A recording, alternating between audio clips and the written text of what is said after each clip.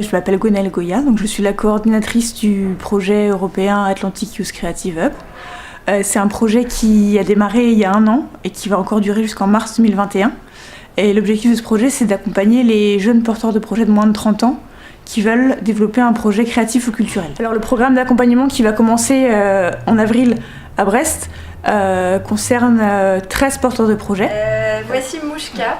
Donc Mouchka est cofondatrice et salariée de l'association Les Chats Cosmiques, que je vous invite à aller rencontrer, et qui travaille autour du numérique. C'est une sorte d'éducation populaire déjantée autour du cyberharcèlement. Alors, son projet, c'est un projet d'initiation à la cybersécurité pour les publics fragiles. Alors, je vous présente Gaëtan, qui a 21 ans. Il travaille actuellement en tant qu'animateur de la médiation scientifique avec une association dont je n'ai plus le nom. Les Petits Débrouillards. Alors lui, comme son collègue juste ici, travaille sur la création d'un club social autour de la culture japonaise.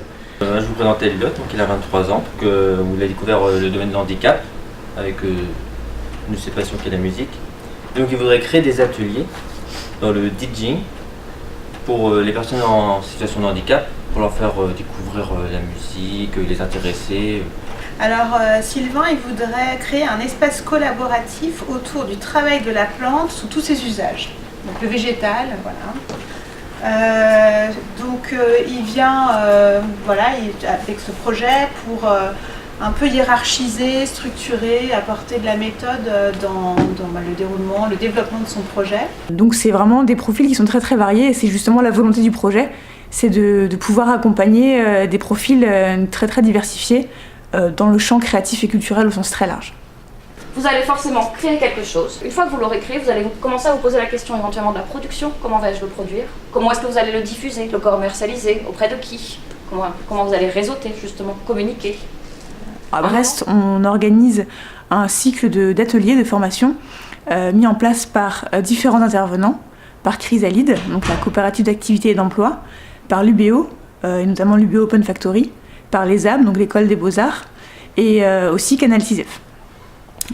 Donc le but de ces ateliers, c'est vraiment de proposer un accompagnement personnalisé aux porteurs de projets pour pouvoir répondre à leurs besoins. Il y aura bien sûr des ateliers proposés à Brest, mais dans le cadre du partenariat européen, il y aura des possibilités de stage ou de résidence chez les différents partenaires du projet, donc soit en Espagne, au Portugal ou au Royaume-Uni.